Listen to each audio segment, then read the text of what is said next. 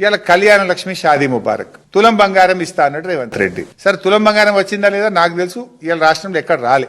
చివరికి పరిస్థితి ఏడికి వచ్చిందంటే మొన్న రామగుండం ఎమ్మెల్యే గారు చెక్ ఇచ్చింది, కళ్యాణ లక్ష్మి చెక్. నేను టీవీలో చూసిన, సంకల బిడ్డనెత్తుకొని వచ్చింది ఆమె. పెళ్లై పిల్ల పుట్టినాక చెక్ వస్తుంది. నీ తులం బంగారం రాకపోయే గానీ చివరికి చెక్ ఎప్పుడు వస్తుంది అంటే పిల్ల పుట్టినాక వస్తుంది. వీళ్ళ మేనిఫెస్టోలో ఏం పెట్టారు తెలుసా? పెళ్లి కాకముందే పెళ్లి మండపములోనే పెళ్లికి అందేటట్టు తులం బంగారం ఇస్తాం, చెక్కు ముందే ఇస్తాం. ఇప్పుడు మరి ఏమొచ్చింది? తులం బంగారం రాలే, పిల్ల పుట్టినాక చెక్ వచ్చే కాడికి వచ్చింది. ఇవాళ కళ్యాణ లక్ష్మి కింద ఈ రాష్ట్ర ప్రభుత్వం 980 కోట్ల రూపాయలు బకాయి పడ్డది. మనం కేసీఆర్ గారు ఆ పథకం ఇచ్చిన ఉద్దేశం ఏంది?